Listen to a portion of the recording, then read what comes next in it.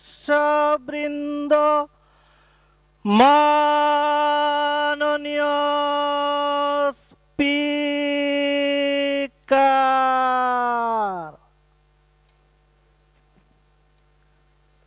أعوذ بالله من الشيطان الرجيم.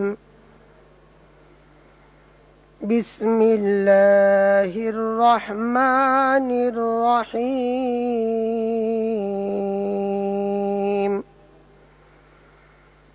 يا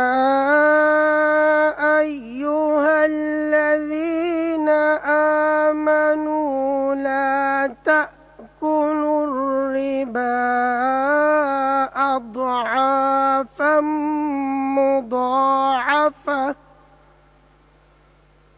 واتقوا الله لعلكم تفلحون.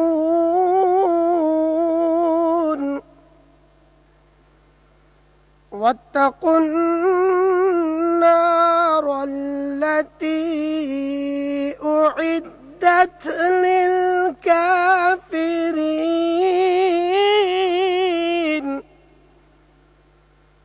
وأطيعوا الله والرسول لعلكم ترحمون.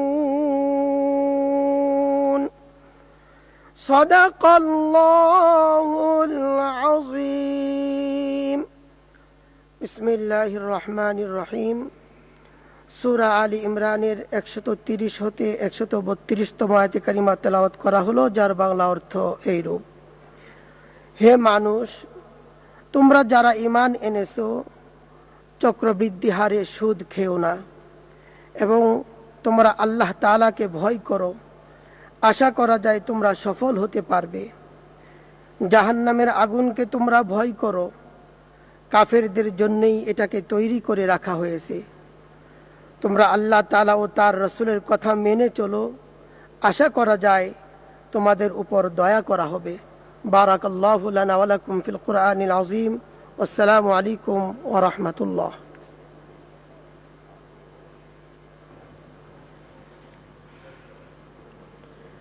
বিসমিল্লাহির রহমানির রহিম। মাননীয় সদস্যবৃন্দ, আসসালামু আলাইকুম। মাননীয় সদস্যবৃন্দ, দিনের কার্যসূচি অনুযায়ী এখন বাজেট উপস্থাপন। আমি এখন মাননীয় অর্থমন্ত্রী জনাব আ.হ.ম মোস্তফা কামালকে 2019-2020 অর্থ বছরের সম্পূরক বাজেট এবং 2020-2021 অর্থ বছরের বাজেট উপস্থাপনের অনুমতি প্রার্থনার আহ্বান জানাচ্ছি। মাননীয় স্পিকার, আপনাকে ধন্যবাদ। মাননীয় স্পিকার, আমি আ.হ.ম মোস্তফা কামাল, অর্থমন্ত্রী 2019-2020 অর্থ বছরের সম্পূরক বাজেট এবং 2020-2021 অর্থ বছরের বাজেট এই মহান সংসদে উপস্থাপনের অনুমতি প্রার্থনা করছি। মাননীয় স্পিকার, আপনাকে ধন্যবাদ। ধন্যবাদ মাননীয় মন্ত্রী, অনুমতি দেয়া হলো। মাননীয় অর্থমন্ত্রী, আপনি এখন বাজেট উপস্থাপন করবেন। আপনি চাইলে বসে বলতে পারবেন। থ্যাংক ইউ মাননীয় স্পিকার। বিসমিল্লাহির রহমানির রহিম। মাননীয় স্পিকার, আপনার সানুগ্রহ অনুমতিক্রমে আমি আ.হ.ম মোস্তফা কামাল, অর্থমন্ত্রী 2019-20 অর্থ বছরের সম্পূরক বাজেট এবং 2020-21 অর্থ বছরের প্রস্তাবিত বাজেট এই মহান সংসদে উপস্থাপন করছি। মাননীয় স্পিকার, আমার বক্তব্যের শুরুতে আমি জাতির পিতার জন্মশতবার্ষিকীতে তাকেই প্রগাঢ় ভক্তি ও বাদিত অন্তঃকরণে স্মরণ করছি, যিনি হলেন সোনার বাংলার স্বপ্নচারী, বাঙালির বরপুত্র, মৃত্যুঞ্জয়ী জাতির পিতা বঙ্গবন্ধু শেখ মুজিবুর রহমান। আমি স্মরণ করছি 1975 সালের 15 আগস্টে কালোরাত্রিতে শহীদ বঙ্গমাতা সহ বঙ্গবন্ধু পরিবারের সকল সদস্য এবং অন্যান্য শহীদদেরকে। আমি আরও স্মরণ করছি জেলখানায় শহীদ জাতীয় 4 নেতা, মহান মুক্তিযুদ্ধে শহীদ 30 লাখ বীর মুক্তিযোদ্ধা ও স্বাধীনতা যুদ্ধের সময় সম্ভ্রম হারানো 2 লাখ মা বোনকে। আমাদের স্বাধিকার থেকে স্বাধীনতা আন্দোলনে দেশের জন্য যারা জীবন দিয়েছেন, যাদের চরম ত্যাগের বিনিময়ে আমরা আজ স্বাধীন বাংলাদেশের নাগরিক, সেই সকল অকুতোভয় বীর সন্তানদের গভীর ভালোবাসায় শ্রদ্ধার সাথে স্মরণ করছি। আমি মহান আল্লাহ পাকের কাছে তাদের সকলের আত্মার মাগফিরাত কামনা করছি। একই সাথে বৈশ্বিক মহামারী কোভিড-19 প্রাণ হারানো সকলের আত্মার মাগফিরাত কামনা করছি। সমবেদনা জ্ঞাপন করছি তাদের পরিবারের প্রতি। আর যারা এখনও আক্রান্ত হয়ে চিকিৎসাধীন আছেন তাদের আশু সুস্থতা কামনা করছি। মাননীয় স্পিকার, 2020-21 অর্থবর্ষের বাজেট বক্তৃতাটি সূচনা পর্ব থেকে শেষ পর্ব পর্যন্ত মোট 10টি পর্বের সমারোহে রচিত। মাননীয় স্পিকার, আমি এতক্ষণ সূচনা পর্বটি পাঠ করেছি। আপনার সদয় অনুমতিক্রমে আমি চতুর্থ এবং পঞ্চম পর্ব এই দুটি পর্ব ব্যক্তিগতভাবে উপস্থাপন করব। বাকি পর্বসমূহ ডিজিটাল পদ্ধতিতে উপস্থাপন করা হবে। তবে শেষ পর্বটির দুটি অংশ আছে। প্রথম অংশটি ডিজিটাল পদ্ধতিতে আর দ্বিতীয় অংশটি আমি নিজে উপস্থাপন করব। মাননীয় স্পিকার, সার্বিক বিবেচনায় এই বছর আমরা 2020-21 অর্থবর্ষের বাজেট বক্তৃতা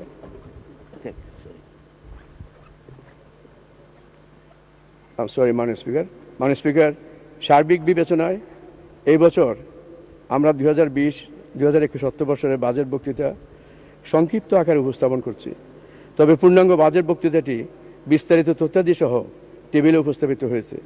এটিকে পঠিত বলে গণ্য করার জন্য মাননীয় স্পিকার আপনাকে বিনীতভাবে অনুরোধ জানাচ্ছি।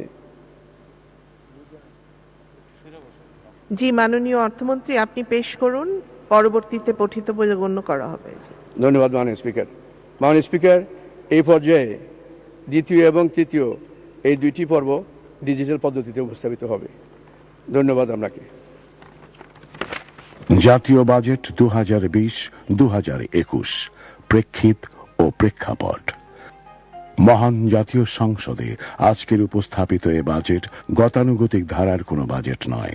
এটি বর্তমান প্রেক্ষাপট বিবেচনায় অর্থনৈতিক উত্তরণের বাজেট।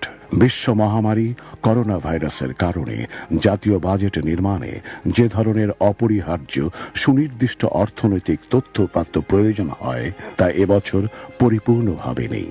পরিস্থিতি সম্পূর্ণ অননুমেয় হওয়ায় আয় বা ব্যয়ের খাত নিয়ে নির্দিষ্ট কোনো পরিকল্পনা যেমন সম্ভব হয়নি, তেমনি অনুমান ভিত্তিক পরিকল্পনা গ্রহণও দুরূহ হয়ে পড়েছে। এই বাজেটটিকে উপস্থাপন করা হচ্ছে সরকারের অতীতের অর্জন, অর্থনীতি নিয়ে IMF সহ বিশ্বের বিভিন্ন অর্থনৈতিক থিঙ্ক ট্যাঙ্কের পর্যালোচনা এবং উদ্ভূত বর্তমান পরিস্থিতির সমন্বয়ে। আন্তর্জাতিক মুদ্রা তহবিল IMF এর ওয়ার্ল্ড ইকোনমিক আউটলুক এপ্রিল 2020 অনুযায়ী চলতি অর্থ বছরে বাংলাদেশ GDP প্রবৃদ্ধিতে দক্ষিণ ও দক্ষিণ পূর্ব এশিয়ায় চীন ও ভারত সহ অধিকাংশ দেশের উপরে অবস্থান করবে এবং আগামী অর্থ বছরের GDP-তে 9.5% প্রবৃদ্ধি অর্জনের মাধ্যমে উক্ত অবস্থান ধরে রাখতে সক্ষম হবে। আর এরই মাধ্যমে ইনশাল্লাহ বাংলাদেশ ফিরে আসবে পূর্বের ধারাবাহিক গ্রোথ ট্র্যাজেক্টরিতে। এবারের বাজেটটি কোনো আবেগ বা উচ্চাভিলাষ নয়, বরং বিদ্যমান বাস্তবতা, সময়ের দাবি ও নির্মোহ অর্থনৈতিক সূত্রসমূহের অনুসরণের চেষ্টার ফসল। চলতি অর্থ বছরই জাতির পিতার 100তম জন্মবার্ষিকী। জাতির জন্য বিশেষ এ বছরটিতে অর্থনীতিতে দেশের সেরা প্রবৃদ্ধিটি জাতিকে উপহার দিতে আত্মপ্রত্যয়ী ছিল সরকার। এক্ষেত্রে ঈপ্সিত লক্ষ্যমাত্রাটি ছিল 8.2% থেকে 8.3%। অর্থ বছরের প্রথম 8 মাস পর্যন্ত দেশ যখনও করোনায় আক্রান্ত হয়নি, ততদিন পর্যন্ত অর্থনীতিতে একটি শক্তিশালী অবস্থান ধরে রাখতে সক্ষম হয়েছিল সরকার। পৃথিবীর প্রখ্যাত সকল অর্থনৈতিক থিঙ্ক ট্যাঙ্ক ও গণমাধ্যম সমূহ বাংলাদেশের প্রশংসায় ছিল পঞ্চমুখ। এশীয় উন্নয়ন ব্যাংক ADBর হিসেবে বছরের প্রথম 8 মাস আমাদের প্রবৃদ্ধি ছিল 7.8%। কিন্তু দুঃখের বিষয়, করোনার প্রভাব সারা বিশ্বের অর্থনীতির হিসেব নিকেশকে সম্পূর্ণ ওলটপালট করে দিয়েছে। আন্তর্জাতিক মুদ্রা তহবিল, বিশ্ব বাণিজ্য সংস্থা, UNCTAD এবং এশীয় উন্নয়ন ব্যাংক সহ সকল আন্তর্জাতিক সংস্থা চলতি অর্থ বছরে বৈশ্বিক অর্থনীতি সংকোচনের পূর্বাভাস দিয়েছে। দ্য ইকোনমিস্ট 2 মে 2020 তারিখ 66টি উদীয়মান সবল অর্থনীতির দেশের তালিকা প্রকাশ করেছে। তাতে আল্লাহর অশেষ রহমতে বাংলাদেশ নবম শক্তিশালী স্থানে অবস্থান করছে। সরকার মনে করছে অর্জন বা কৃতিত্ব প্রকাশের সময় এটা নয়। সময় এখন প্রাণঘাতী করোনা ভাইরাসের মোকাবেলা করে সুচিন্তিত পরিকল্পনার মাধ্যমে দেশের সকল মানুষকে সাথে নিয়ে দেশকে এগিয়ে নিয়ে যাওয়া। মাননীয় প্রধানমন্ত্রীকে ধন্যবাদ, তিনি নিরলসভাবে এই দায়িত্বটি পালন করে যাচ্ছেন। কোভিড-19 মোকাবেলায় মাননীয় প্রধানমন্ত্রীর ঘোষিত একগুচ্ছ প্রণোদনা প্যাকেজ।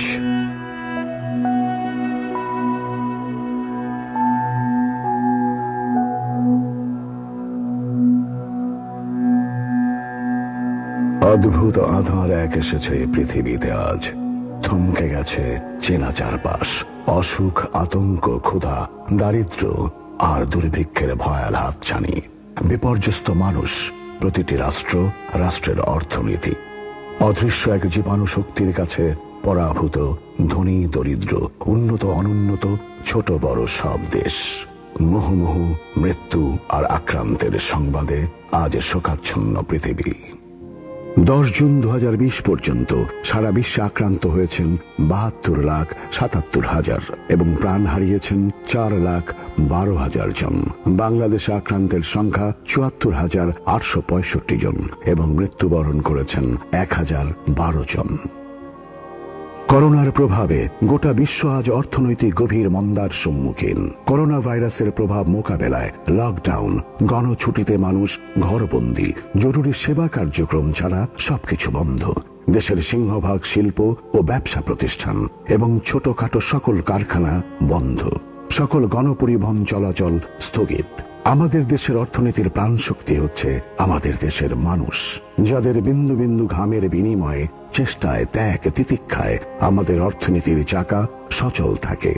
সেই কৃষক, শ্রমিক, মজুর, কামার, কুমার, জেলে, বেদে, মুচি, হাজাম, ঋষি, ধোপা, তাঁতি, কাঁসারু, শাঁখারি, স্বর্ণকার, মাঝি, ঘরামি, কাহার, করাতি, পাতিয়াল, স্বাস্থ্যকর্মী, সাংবাদিক, শিক্ষক, ড্রাইভার, ব্যাংকার, অটোরিকশা, ভ্যান চালক, রিকশাওয়ালা সহ সকল ছোট বড় ব্যবসায়ী, সকল শ্রেণী ও নৃগোষ্ঠীর মানুষ, তাদের কারো মনে যখন শান্তি নেই মহামারীর কারণে, ঠিক সেই মুহূর্তে দেশের মানুষ ও অর্থনীতিকে উজ্জীবিত করতে বরাবরের মতো সাহসী ভূমিকায় অবতীর্ণ হয়েছেন মাননীয় প্রধানমন্ত্রী শেখ হাসিনা।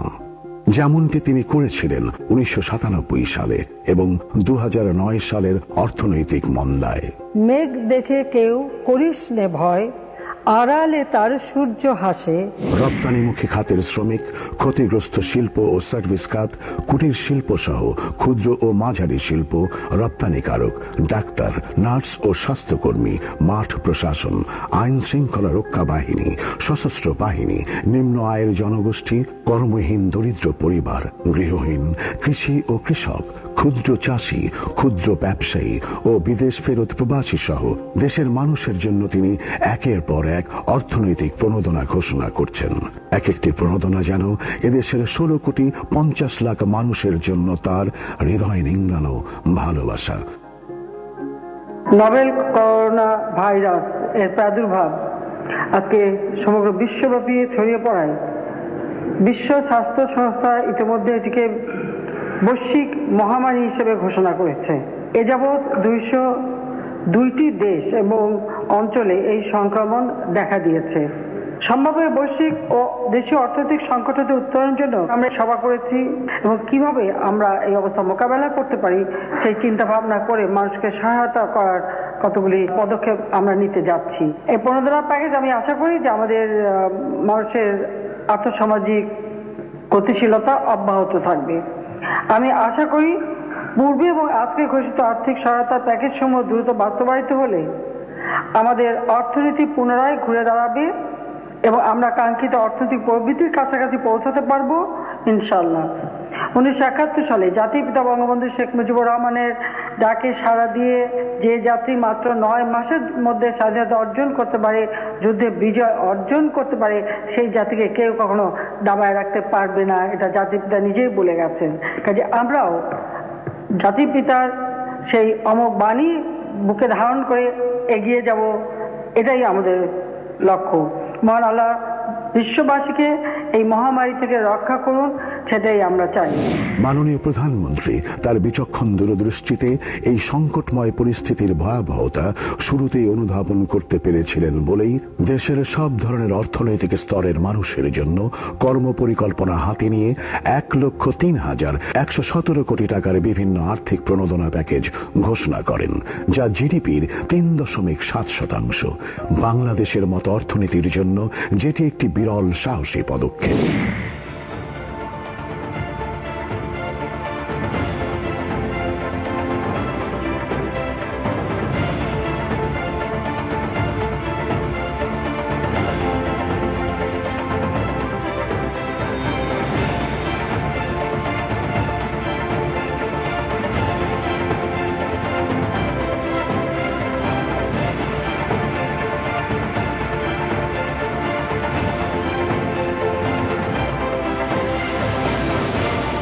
মাননীয় প্রধানমন্ত্রীর গৃহীত পদক্ষেপসমূহ বিশ্ব পরিমণ্ডলেও প্রশংসিত হয়েছে।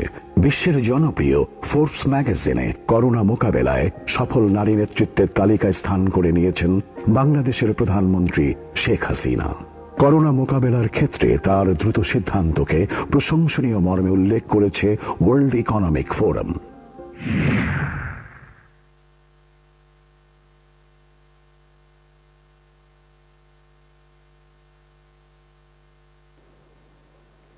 আমি এখন আমাদের চতুর্থ পর্বটি পড়ব। এই পর্যায়ে আমি চলতি 2019-2020 অর্থবছরের সম্পূরক বাজেট কাঠামোর উপর আলোচনা করব। মাননীয় স্পিকার, আমাদের অর্থনীতির উপর কোভিড-19-এর প্রভাব বিবেচনায় 2019-2020 অর্থবছরের বাজেটে কিছুটা সংশোধন এবং কিছুটা সমন্বয় করতে হয়েছে।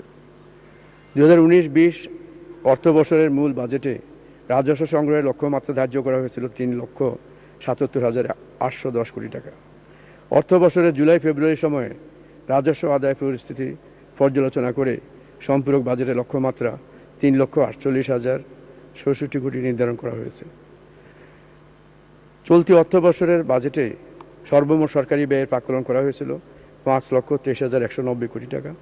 সংশোধিত বাজেটে এই ব্যয় 5,01,577 কোটি টাকা নির্ধারণ করা হয়েছে। মাননীয় স্পিকার, সংশোধিত বাজেট ঘাটতি ও অর্থায়ন। চলতি অর্থবছরের বাজেটে ঘাটতি প্রাক্কলন করা হয়েছিল 1,45,380 কোটি টাকা। সংশোধিত বাজেটে ঘাটতি নির্ধারণ করা হয়েছে 1,53,513 কোটি টাকা, যা জিডিপির 5.5%। এই ঘাটতি অভ্যন্তরীণ ও বৈদেশিক উভয় উৎস হতে অর্থায়ন করা হবে। মাননীয় স্পিকার,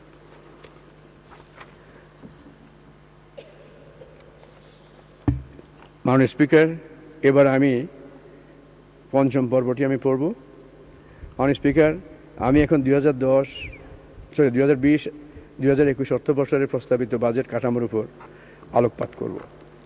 মাননীয় স্পিকার, কোভিড-19-এর প্রভাবে বাংলাদেশের স্বাস্থ্য খাতে যে জরুরি এবং অপ্রত্যাশিত আর্থিক প্রয়োজন দেখা দিয়েছে তা মেটাতে এবং অর্থনীতির বিভিন্ন খাতে যে ক্ষয়ক্ষতি হয়েছে তা পুনরুদ্ধারের কৌশল বিবেচনায় নিয়ে মূলত 2020-21 অর্থবছরের বাজেট প্রস্তুত করা হয়েছে।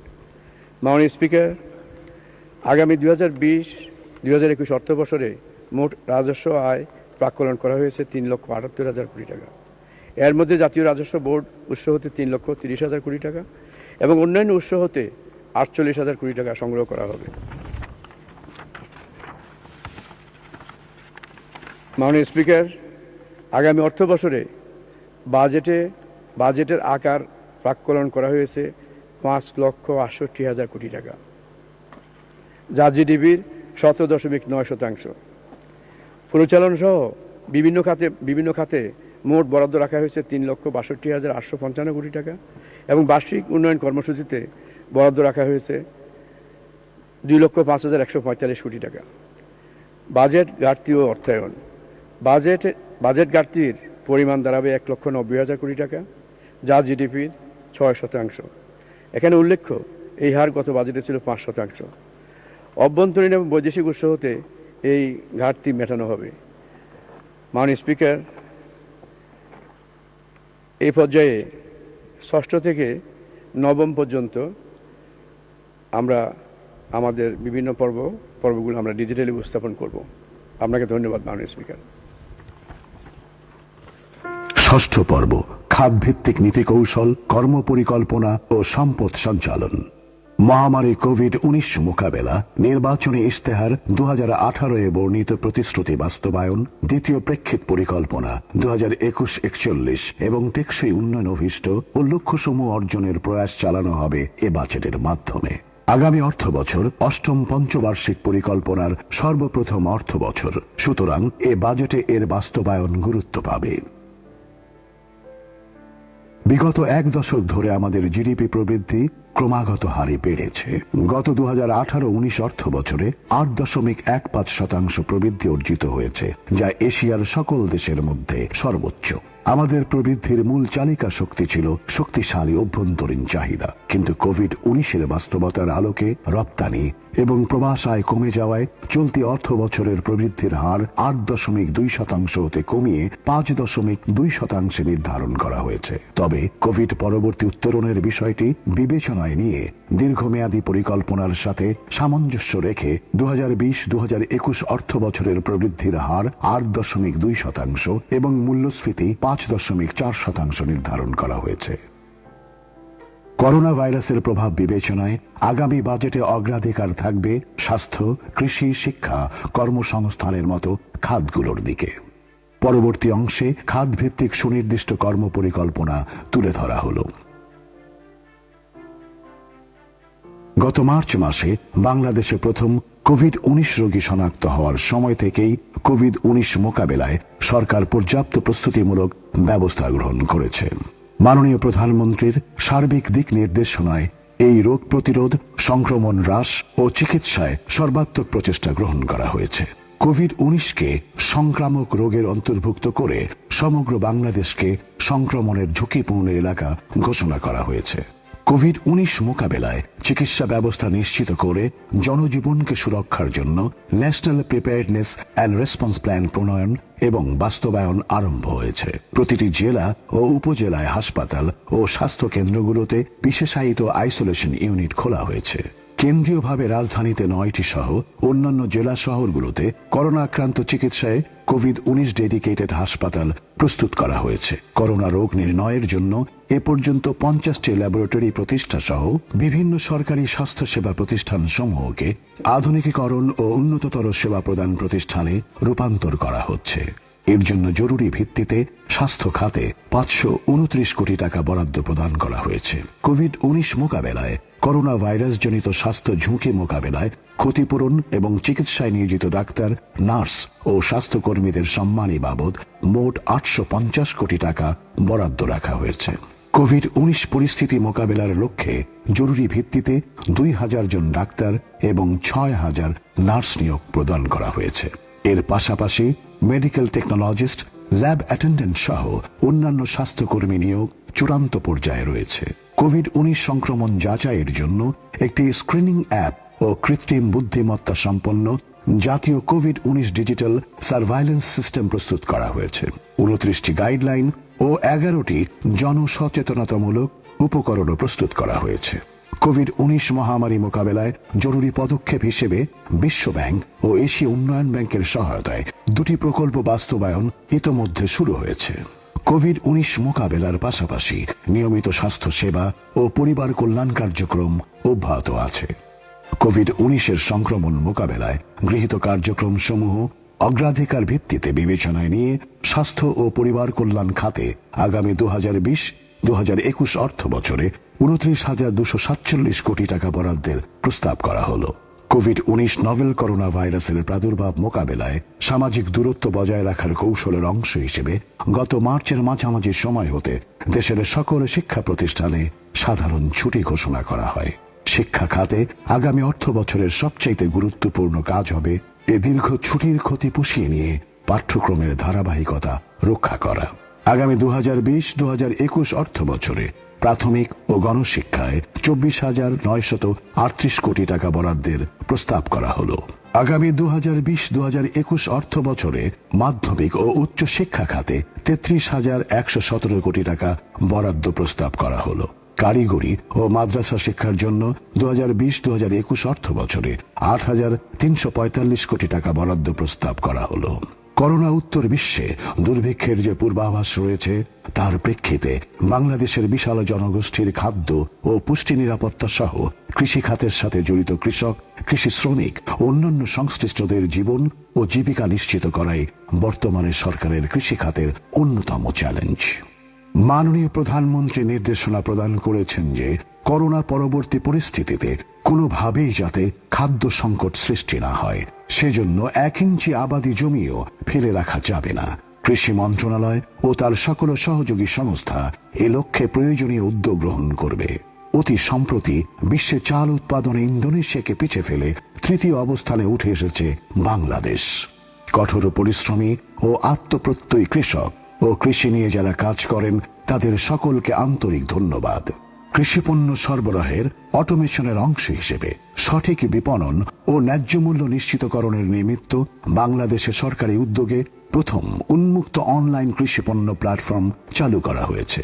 আগামী অর্থ বছরে কৃষি খামার যান্ত্রিকীকরণে 3,198 কোটি টাকা, বিদ্যমান বছরে ভর্তুকি অতিরিক্ত 800 কোটি টাকা, কৃষি ভর্তুকি 9,500 কোটি টাকা এবং বাংলাদেশ ব্যাংকের মাধ্যমে এগ্রি রিফাইন্যান্সিং স্কিমে 5,000 কোটি টাকা বরাদ্দ রাখা হবে। বিগত বছর সময়ের ন্যায় আমদানি খরচ যাই হোক না কেন আগামী অর্থ বছরেও রাসায়নিক সারের বিক্রয় মূল্য অপরিবর্তিত রাখা হবে ও কৃষি প্রণোদনা অব্যাহত থাকবে। খাদ্য নিরাপত্তা। বিশ্বব্যাপী করোনা দুর্যোগের কারণে খাদ্যশস্য উৎপাদন, আমদানি, রপ্তানি, সরবরাহ পরিস্থিতির উপর ঝুঁকি সৃষ্টি হয়েছে। সরকার দেশে পর্যাপ্ত খাদ্য মজুদ নিশ্চিত করার লক্ষ্যে সকল প্রকার পদক্ষেপ গ্রহণ করেছে। সরকার আমন ফসল হতে 7.98 লক্ষ মেট্রিক টন খাদ্যশস্য সংগ্রহ করেছে। চলতি বোরো ফসল হতে 8 লক্ষ মেট্রিক টন ধান এবং 11.50 লক্ষ মেট্রিক টন চাল সংগ্রহের লক্ষ্যমাত্রা নির্ধারণ করা হয়েছে, যা গতবারের তুলনায় দ্বিগুণ। করোনা পরিস্থিতির প্রভাব মোকাবেলায় দুস্থদের খাদ্য সহায়তা প্রদান, খাদ্য বান্ধব কর্মসূচি, খোলা বাজারে চাল বিক্রয় অব্যাহত আছে। আগামী অর্থ বছরে কৃষি, মৎস্য ও খাদ্য নিরাপত্তা খাতে 22,489 কোটি টাকা বরাদ্দের প্রস্তাব করা হলো। করোনা ভাইরাসের অর্থনৈতিক প্রভাব কার্যকরভাবে মোকাবেলা করার জন্য সরকার লক্ষাধিক কোটি টাকার বৃহৎ আর্থিক প্রণোদনা এবং ব্যবসা বান্ধব রাজস্ব ও মুদ্রানীতি বাস্তবায়ন করছে, যার প্রধান লক্ষ্য হচ্ছে অর্থনীতিতে তারল্য সরবরাহ ঠিক রাখার পাশাপাশি অর্থনৈতিক কার্যক্রমে গতি সঞ্চারের মাধ্যমে কর্মহীনতা দূরীকরণ। ফলে বিভিন্ন ব্যবসা, কলকারখানা, এসএমই, ভারী শিল্প সহ পর্যটন ও সেবা খাতের প্রতিষ্ঠানগুলো চলমান দুর্যোগের মধ্যেও টিকে থাকবে এবং কর্মসংস্থান অব্যাহত থাকবে। কৃষি ও কৃষি সংশ্লিষ্ট উৎপাদন ও সেবা, ক্ষুদ্র ব্যবসা, ক্ষুদ্র ও কুটির শিল্প ইত্যাদি খাতে গ্রামের দরিদ্র কৃষক, বিদেশ ফেরত প্রবাসী শ্রমিক এবং প্রশিক্ষিত তরুণ ও বেকার যুবাদের গ্রামীণ এলাকায় ব্যবসা ও আত্মকর্মসংস্থানমূলক কাজে স্বল্প সুদে ঋণ বিতরণের ব্যবস্থা সম্প্রসারণ করা হবে। এ কাজে পল্লী সঞ্চয় ব্যাংক, প্রবাসী কল্যাণ ব্যাংক, কর্মসংস্থান ব্যাংক এবং পল্লী কর্মসহায়ক ফাউন্ডেশন PKSF এর মাধ্যমে মোট 2,000 কোটি টাকার ঋণ বিতরণ করা হবে। প্রবাসী বাংলাদেশিদের সামগ্রিক কল্যাণ ও সুযোগের সমতা নিশ্চিতকরণ, কূটনৈতিক প্রচেষ্টার মাধ্যমে নতুন নতুন শ্রমবাজার সৃষ্টি ও উক্ত বাজারের চাহিদা অনুযায়ী প্রশিক্ষণের মাধ্যমে দক্ষ জনশক্তি তৈরি এবং প্রবাস আয়ের প্রবাহ বৃদ্ধির লক্ষ্যে সরকার জোর প্রচেষ্টা চালিয়ে যাচ্ছে। বিগত 10 বছরে পেশাজীবী, দক্ষ, আধা দক্ষ ও স্বল্প দক্ষ ক্যাটাগরিতে সর্বমোট 66,33,000-এর অধিক বৈদেশিক কর্মসংস্থান হয়েছে, যা এ পর্যন্ত মোট কর্মসংস্থানের প্রায় 60%। বৈধ পথে প্রবাস আয় প্রেরণ অব্যাহত রাখতে 2020-21 অর্থ বছরে নগদ প্রণোদনা খাতে 3,060 কোটি টাকা বাজেট বরাদ্দ রাখার প্রস্তাব করা হলো। করোনা ভাইরাস প্রাদুর্ভাবে সাময়িকভাবে কর্ম হারানো 50 লক্ষ জনকে নগদ অর্থ সহায়তা প্রদানের উদ্যোগ গ্রহণ করেছে সরকার। আগামী অর্থ বছরে চলমান সকল সামাজিক নিরাপত্তা কর্মসূচির পাশাপাশি সর্বাধিক দারিদ্র্যপ্রবণ 100টি উপজেলায় বিদ্যমান নীতিমালা অনুযায়ী সকল প্রবীণ ব্যক্তিকে বয়স্ক ভাতার আওতায় আনা হবে। এতে করে 5 লক্ষ জন নতুন উপকারভোগী যোগ হবে এবং এ খাতে 300 কোটি টাকা অতিরিক্ত বরাদ্দ প্রদান করা হবে। একইভাবে 3,50,000 জন বিধবা ও স্বামী পরিত্যক্তা নারীকে ভাতার আওতায় আনা হবে। এ খাতে 210 কোটি টাকা অতিরিক্ত বরাদ্দ প্রদান করা হবে। সর্বশেষ প্রতিবন্ধিতা শনাক্তকরণ জরিপ অনুযায়ী 2,55,000 জন নতুন ভাতাভোগী যুক্ত করে অসচ্ছল প্রতিবন্ধী ভাতাভোগীর সংখ্যা 18 লক্ষ জনে বৃদ্ধি করা হবে এবং এ বাবদ 229 কোটি 50 লক্ষ টাকা অতিরিক্ত বরাদ্দের প্রয়োজন হবে।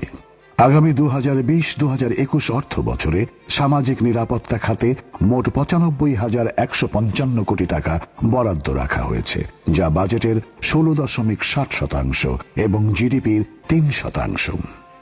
আগামী 2020-2021 অর্থ বছরে পল্লী সেক্টরে জলবায়ু সহনশীল মধ্য আয়ের অর্থনীতি ধারণের উপযোগী কোর রোড নেটওয়ার্ক সম্প্রসারণ সহ মোট 5,550 কিলোমিটার নতুন সড়ক নির্মাণ এবং 31,000 মিটার ব্রিজ কালভার্ট সম্প্রসারণ নির্মাণ করা হবে। 195টি গ্রোথ সেন্টার হাটবাজার উন্নয়ন করা হবে। স্থানীয় সরকারের কার্যক্রম শক্তিশালী করার জন্য 65টি উপজেলা কমপ্লেক্স ভবন নির্মাণ সম্প্রসারণ এবং 100টি ইউনিয়ন পরিষদ ভবন নির্মাণ করা হবে। উপকূলীয় এলাকায় 140টি সাইক্লোন সেন্টার নির্মাণ করা হবে। সড়ক উন্নয়নের ফলে দেশের সড়ক নেটওয়ার্ক কভারেজ 35.75% থেকে বৃদ্ধি পেয়ে 36.75% উন্নীত হবে। আগামী অর্থ বছরে স্থানীয় সরকার ও পল্লী উন্নয়ন খাতে 39,573 কোটি টাকা বরাদ্দের প্রস্তাব করা হয়েছে। রপ্তানি সম্ভাবনা রয়েছে এমন পণ্যকে সরকার নগদ সহায়তা অথবা প্রণোদনা প্রদান করছে, যাতে এ সকল পণ্য আন্তর্জাতিক বাজারে প্রতিদ্বন্দ্বিতা করতে পারে। চলতি 2019-20 অর্থ বছরে মোট 37 ধরনের পণ্য রপ্তানির বিপরীতে এরূপ প্রণোদনা প্রদান করা হচ্ছে। বিশ্বব্যাপী পাট পণ্যের ব্যবহার বৃদ্ধি পাওয়ায় চলতি অর্থ বছরের মার্চ পর্যন্ত পাট ও পাটজাত পণ্যের রপ্তানি বিগত অর্থ বছরের তুলনায় 23.49% বৃদ্ধি পেয়েছে। এ খাতে সরকারের সহায়তা অব্যাহত থাকবে। করোনা ভাইরাসের সংক্রমণে বিশ্বব্যাপী লকডাউনের কারণে সামনের দিনগুলোতে রপ্তানি আরও কমবে। তবে আশা করা যায় করোনার প্রভাব মোকাবেলায় সরকার প্রদত্ত আর্থিক প্রণোদনার সুবিধা নিয়ে বস্ত্র ও তৈরি পোশাক শিল্প ঘুরে দাঁড়াবে এবং আগামী 2020-2021 অর্থ বছরে রপ্তানি প্রবৃদ্ধির কাঙ্ক্ষিত ধারায় ফিরতে পারবে। কোভিড-19 প্রাদুর্ভাবে দেশের পর্যটন শিল্প যে ক্ষতির সম্মুখীন হয়েছে তা থেকে দ্রুত পুনরুদ্ধারে সরকার সক্রিয় প্রচেষ্টা গ্রহণ করবে। বঙ্গোপসাগরের বিশাল সমুদ্র সম্পদের সামান্যতম অংশ উত্তোলন এবং আহরণ করা সম্ভবপর হলে আমাদের অর্থনীতিতে তার অবদান হবে ব্যাপক। সেজন্য রূপকল্প 2041-তে বঙ্গোপসাগরের সম্পদ অনুসন্ধান, আহরণ এবং তার যথাযথ ব্যবহার নিশ্চিতকরণের উপর জোর দেওয়া হয়েছে। 2041 সালের মধ্যে 60,000 মেগাওয়াট বিদ্যুৎ উৎপাদনের মহাপরিকল্পনার অংশ হিসেবে ইতিমধ্যে বিদ্যুতের উৎপাদন ক্ষমতা 23,436 মেগাওয়াটে উন্নীত হয়েছে। দেশের 97% জনগোষ্ঠী বিদ্যুৎ সুবিধার আওতায় এসেছে এবং মাথাপিছু বিদ্যুৎ উৎপাদন 510 কিলোওয়াট আওয়ারে উন্নীত হয়েছে। ডিসেম্বর 2020-এর মধ্যে দেশের সকল উপজেলায় শতভাগ বিদ্যুতায়ন কার্যক্রম বাস্তবায়নের কাজ দ্রুত এগিয়ে চলছে। আগামী 2020-2021 অর্থ বছরে বিদ্যুৎ, জ্বালানি ও খনিজ সম্পদ বিভাগের জন্য 26,758 কোটি টাকা বরাদ্দের প্রস্তাব করা হলো। সরকার দেশে নিরবচ্ছিন্ন উন্নত যোগাযোগ ব্যবস্থা নিশ্চিতকরণে সড়ক, রেল, আকাশ ও নৌপথের উন্নয়নে বদ্ধপরিকর। যোগাযোগ অবকাঠামো খাতে আগামী 2020-2021 অর্থ বছরে মোট 64,580 কোটি টাকা বরাদ্দের প্রস্তাব করা হলো। বাংলাদেশ একটি দুর্যোগ প্রবণ দেশ।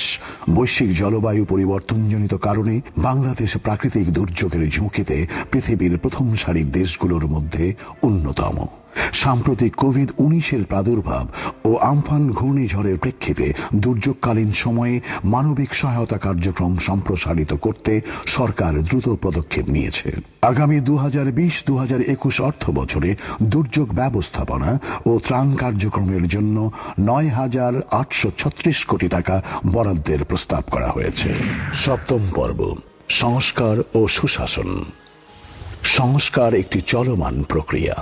বিগত বছরগুলোতে বিভিন্ন সংস্কারমূলক পদক্ষেপ গ্রহণ ও বাস্তবায়ন করা হয়েছে।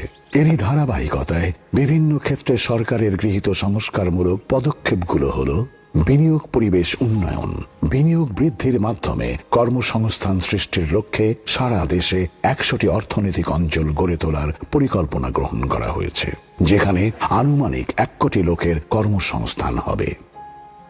ব্যবসায় সহজীকরণ সূচকের উন্নয়ন। এই মুহূর্তে প্রধান লক্ষ্য হল ব্যবসায় সহজীকরণ সূচকে বাংলাদেশের অবস্থান 2 অঙ্কের মধ্যে নামিয়ে আনা। সরকার কর্তৃক গৃহীত এসব পদক্ষেপের ফলে ব্যবসায় সহজীকরণ সূচকে বাংলাদেশের অবস্থান 176 হতে 1 লাভে 168তে উন্নীত হয়েছে, যা আন্তর্জাতিক পরিমণ্ডলে বাংলাদেশের ব্যবসায় পরিবেশ সম্পর্কে ইতিবাচক ধারণার সৃষ্টি করবে। আর্থিক খাতে সংস্কার। ব্যাংক, পুঁজিবাজার, আর্থিক খাতের সংস্কার ও উন্নয়নে সরকার নানামুখী কার্যক্রম গ্রহণ ও বাস্তবায়ন করছে। ঋণ পুনঃতফসিলীকরণ। 2% ডাউন পেমেন্ট করার মাধ্যমে শ্রেণীবিন্যাসকৃত ঋণকে 1 বছরের গ্রেস পিরিয়ড সহ মোট 10 বছরের মেয়াদে পুনঃতফসিলীকরণের সুবিধা প্রদান করা হয়েছে। শেয়ার বাজার উজ্জীবিতকরণ। পুঁজিবাজারকে গতিশীল ও উজ্জীবিতকরণের লক্ষ্যে 6টি স্বল্প ও দীর্ঘমেয়াদী পদক্ষেপ গ্রহণ করা হয়েছে। এগুলো হচ্ছে: পুঁজিবাজারে ব্যাংক ও ব্যাংক বহির্ভূত আর্থিক প্রতিষ্ঠানের অংশগ্রহণ বাড়ানো, মার্চেন্ট ব্যাংকার ও প্রাতিষ্ঠানিক বিনিয়োগকারীদের জন্য সহজ শর্তে ঋণ সুবিধা পর্যালোচনা, আইসিবির বিনিয়োগ সক্ষমতা বাড়ানো, পুঁজিবাজারে আস্থা বাড়াতে প্রয়োজনীয় ব্যবস্থা নেওয়া, প্রাতিষ্ঠানিক বিনিয়োগ বাড়ানোর লক্ষ্যে উদ্যোগ গ্রহণ এবং বাজারে মানসম্পন্ন আইপিও বাড়াতে বহুজাতিক ও সরকারি মালিকানাধীন কোম্পানি তালিকাভুক্ত করার উদ্যোগ নেওয়া। আর্থিক শৃঙ্খলা বজায় রাখা। স্বায়ত্তশাসিত, আধা স্বায়ত্তশাসিত, সংবিধিবদ্ধ সরকারি কর্তৃপক্ষ, পাবলিক নন ফাইন্যান্সিয়াল কর্পোরেশন সহ স্বশাসিত সংস্থাসমূহের উদ্বৃত্ত অর্থ সরকারি কোষাগারে জমা করার জন্য আইন প্রণয়ন করা হয়েছে, যার ফলে সরকারি আর্থিক ব্যবস্থাপনা জোরদার হয়েছে। দুর্নীতি দমন। সরকার দুর্নীতির বিরুদ্ধে 0 টলারেন্স নীতি ঘোষণা করেছে। চলতি অর্থ বছরে দুর্নীতির বিরুদ্ধে ব্যাপক অভিযান পরিচালিত হয়েছে, যা সকল মহলে সমাদৃত হয়েছে। আগামীতেও এ ধরনের পদক্ষেপ অব্যাহত থাকবে। 8ম পর্ব, রাজস্ব আহরণ কার্যক্রম। 2018-2019 অর্থ বছরে রাজস্ব প্রবৃদ্ধি ছিল 8.26%। তবে করোনা পরিস্থিতির প্রভাবে 2019-2020 অর্থ বছরে রাজস্ব প্রবৃদ্ধি কিছুটা হ্রাস পাবে। করোনার অর্থনৈতিক প্রভাব বিবেচনায় নিয়ে 2020-2021 অর্থ বছরের রাজস্ব নীতি সাজানো হয়েছে। আয়কর, মূসক ও শুল্ক বিভাগকে আরও অটোমেটেড এবং ডিজিটালাইজড করার উদ্যোগ নেওয়া হয়েছে। নতুন আয়কর আইন প্রবর্তনের উদ্যোগ নেওয়া হয়েছে এবং নতুন 5 লক্ষ করদাতা শনাক্ত করা হয়েছে। ব্যক্তি শ্রেণীর করদাতাগণের ক্ষেত্রে পুরুষ করদাতাদের করমুক্ত আয় সীমা 2,50,000 টাকা থেকে বৃদ্ধি করে 3 লক্ষ টাকা এবং মহিলা করদাতা ও 65 বছরের বেশি বয়সী করদাতাদের করমুক্ত আয় সীমা 3 লক্ষ টাকা থেকে বৃদ্ধি করে 3,50,000 টাকা প্রস্তাব করা হচ্ছে।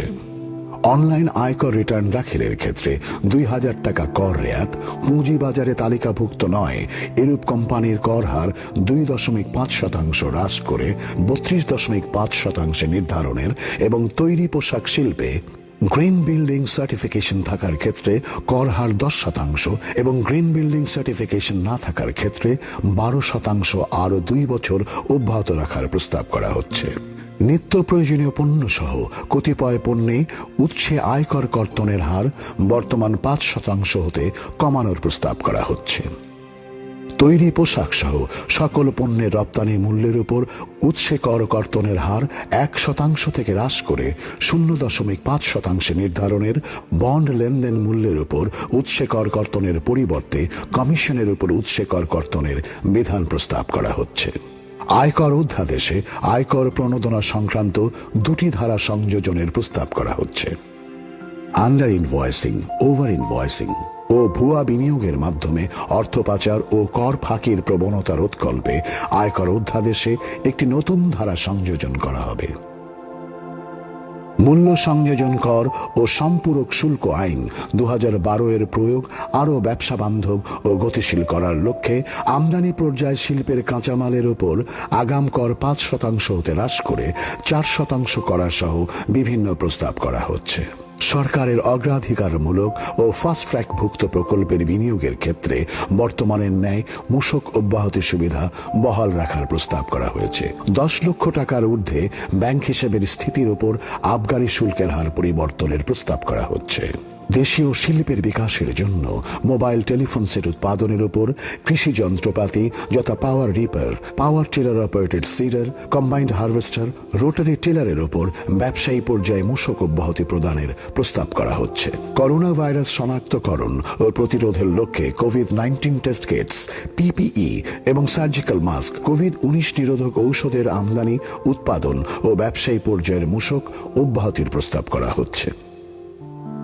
কার ও জিপের ক্ষেত্রে রেজিস্ট্রেশন ফি এর ওপর সম্পূরক শুল্ক 10% হতে বৃদ্ধি করে 15% নির্ধারণ। মোবাইল ফোনের সিম, রিম কার্ড ব্যবহারের সেবার উপর সম্পূরক শুল্ক 10% হতে বৃদ্ধি করে 15% নির্ধারণ এবং তামাক ও তামাকজাত পণ্যের ক্ষেত্রে স্তর ভেদে মূল্য ধার্যকরণ ও স্তর ভেদে সম্পূরক শুল্ক নির্ধারণের প্রস্তাব করা হচ্ছে। মুজিব বর্ষের উপহার ইএফডি এর ব্যবহার, এ লক্ষ্যকে সামনে রেখেই ইএফডি স্থাপনের কাজ চলছে। প্রাথমিকভাবে 10,000 এবং পর্যায়ক্রমে সারা দেশে 5 লক্ষ ইএফডি মেশিন স্থাপন করা হবে। বিদ্যমান 6 স্তর বিশিষ্ট আমদানি শুল্ক কাঠামো, 12 স্তর বিশিষ্ট সম্পূরক শুল্ক হার এবং নিত্য প্রয়োজনীয় পণ্য সামগ্রী, সার, বীজ, জীবন রক্ষাকারী ঔষধ এবং কাঁচা তুলা সহ কতিপয় শিল্পের কাঁচামালের ক্ষেত্রে বিদ্যমান শুল্ক হার আগামী অর্থ বছরেও অপরিবর্তিত রাখার প্রস্তাব করা হচ্ছে। কৃষিখাতের প্রধান উপকরণ সমূহ যেমন সার, বীজ, কীটনাশক ইত্যাদি আমদানিতে শূন্য শুল্ক হার অব্যাহত রাখা, রেয়াতি শুল্ক হারে কৃষি যন্ত্রপাতি ও যন্ত্রাংশ আমদানির সুবিধা সম্প্রসারণ করা হবে। রেয়াতি শুল্ক হারে কৃষি যন্ত্রপাতি ও যন্ত্রাংশ আমদানির সুবিধা সম্প্রসারণ করা হবে। ক্ষুদ্র ও মাঝারি শিল্প, রপ্তানি শিল্প, পাদুকা শিল্প, জাহাজ নির্মাণ শিল্প এবং অন্যান্য শিল্পের প্রস্তুতকৃত পণ্য এবং অথবা কাঁচামাল এর শুল্ক কর হ্রাস বৃদ্ধির প্রস্তাব করা হচ্ছে। চিকিৎসা সামগ্রী জীবাণুমুক্তকরণে ব্যবহার্য অটোক্লেভ মেশিন স্থানীয়ভাবে উৎপাদনের জন্য কাঁচামাল আমদানিতে রেয়াতি সুবিধা প্রবর্তনের এবং আমদানি পর্যায়ে সঠিক মূল্য নিশ্চিতকরণের মাধ্যমে যথাযথ রাজস্ব আহরণের লক্ষ্যে সেলুলার ফোনের ন্যূনতম মূল্য নির্ধারণের প্রস্তাব করা হচ্ছে। বিদ্যমান কাস্টমস অ্যাক্ট 1969-এ কতিপয় প্রয়োজনীয় সংশোধনী আনয়নের, প্রথম তফসিলে প্রয়োজনীয় সংশোধনী আনয়নের এবং উচ্চ শুল্ক কর হার সম্পন্ন কতিপয় পণ্যের বিদ্যমান ন্যূনতম মূল্য যৌক্তিকীকরণের প্রস্তাব করা হচ্ছে। নবম পর্ব 2019-20 অর্থ বছরের প্রদত্ত বাজেটে জাতিকে দেয়া কিছু মৌলিক প্রতিশ্রুতি ও তার বাস্তবায়নের অগ্রগতি।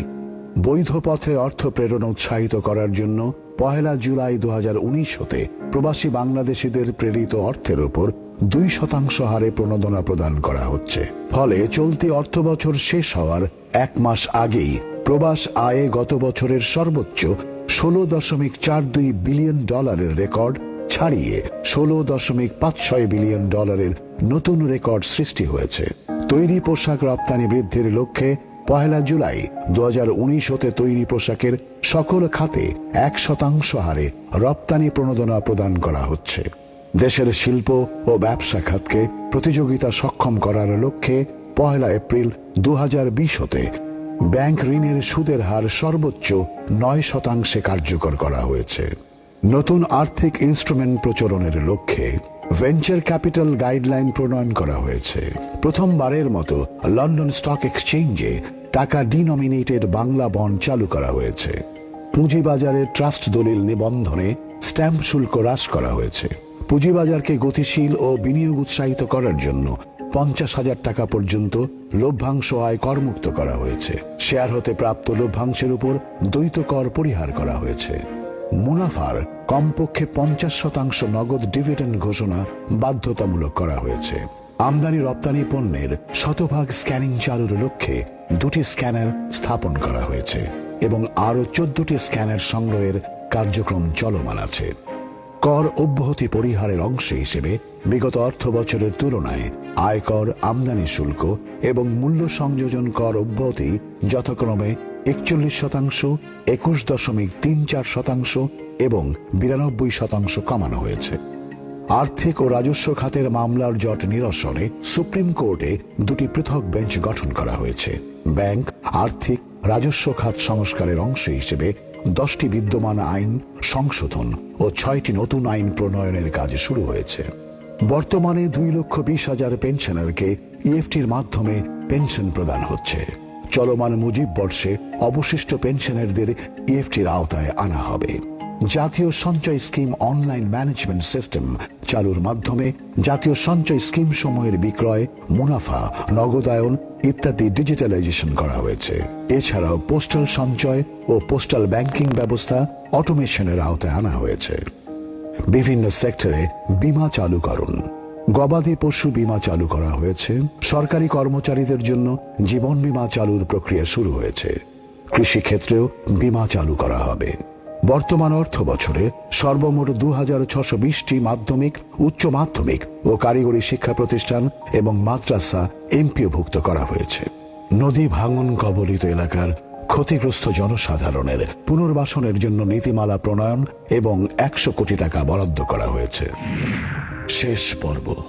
মহান আল্লাহ রাব্বুল আলামিন মানব জাতি ও অন্যান্য প্রাণীকুলের জন্য এই পৃথিবীকে সুন্দরভাবে সাজিয়েছেন। তবে তিনি মাঝে মাঝে তাঁর বান্দাদের পরীক্ষা করেন।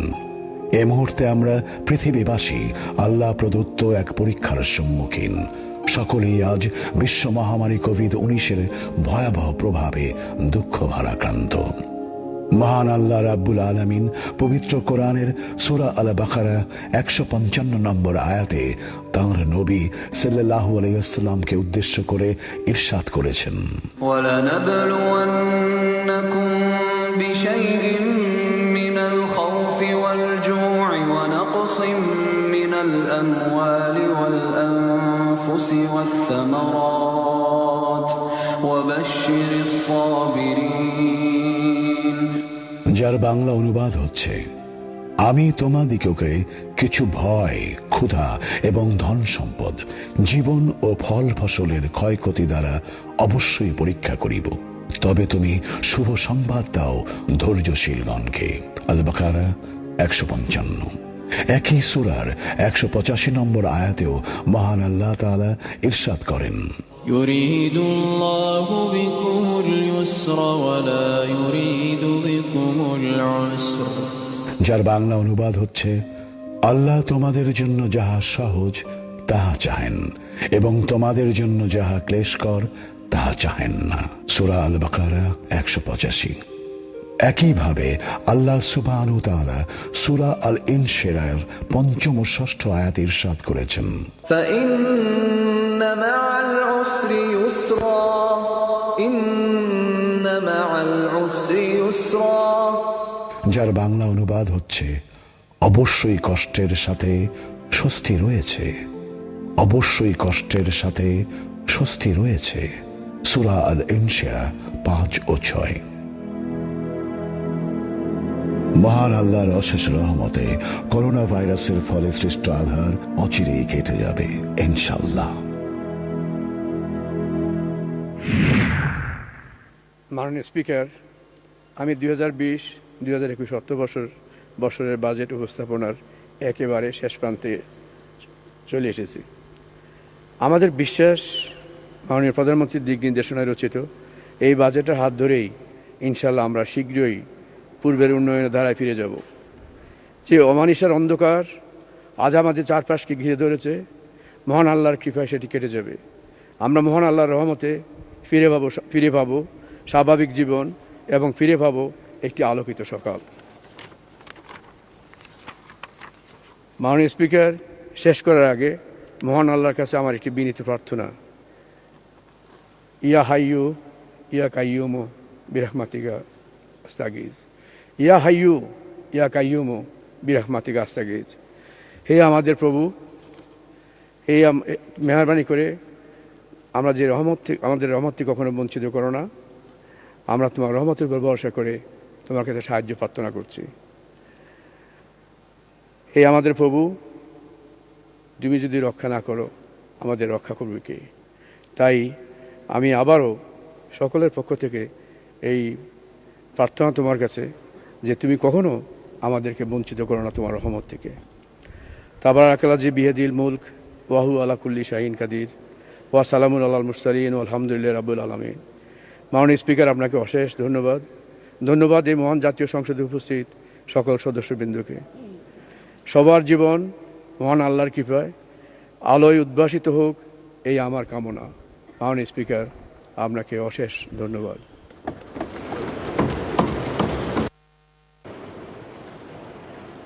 ধন্যবাদ মাননীয় অর্থমন্ত্রী।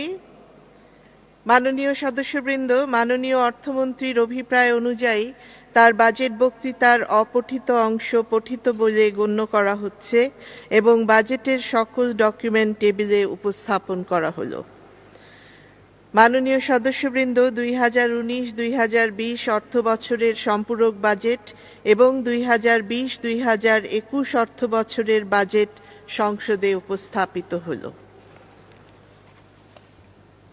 মাননীয় সদস্যবৃন্দ, দিনের কার্যসূচি অনুযায়ী এখন আইন প্রণয়ন কার্যাবলী। আমি এখন মাননীয় অর্থমন্ত্রী জনাব আ.হ.ম মোস্তফা কামালকে অর্থ বিল 2020 উত্থাপনের অনুমতি প্রার্থনার আহ্বান জানাচ্ছি। ধন্যবাদ মাননীয় স্পিকার। আমি আ.হ.ম মোস্তফা কামাল, অর্থমন্ত্রী, সরকারের আর্থিক প্রস্তাবাবলী কার্যকরকরণ এবং কতিপয় আইন সংশোধনকল্পে আনিত একটি বিল, অর্থ বিল 2020 এই মহান সংসদে উত্থাপনের অনুমতি প্রার্থনা করছি। মাননীয় স্পিকার, আপনাকে ধন্যবাদ। ধন্যবাদ মাননীয় মন্ত্রী। মাননীয় মন্ত্রী, আপনি বিলটি উত্থাপন করুন।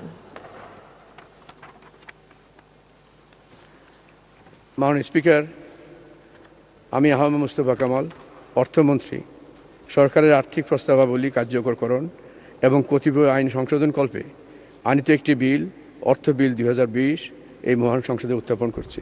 মাননীয় স্পিকার, আপনাকে ধন্যবাদ। ধন্যবাদ মাননীয় অর্থমন্ত্রী।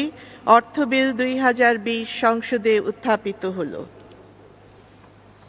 মাননীয় সদস্যবৃন্দ, সংসদের বৈঠক আগামী 31 জ্যৈষ্ঠ 1427, 14 জুন 2020 রবিবার সকাল 11টা পর্যন্ত মুলতবি করা হলো। আপনাদের সহযোগিতার জন্য আন্তরিক ধন্যবাদ। আসসালামু আলাইকুম।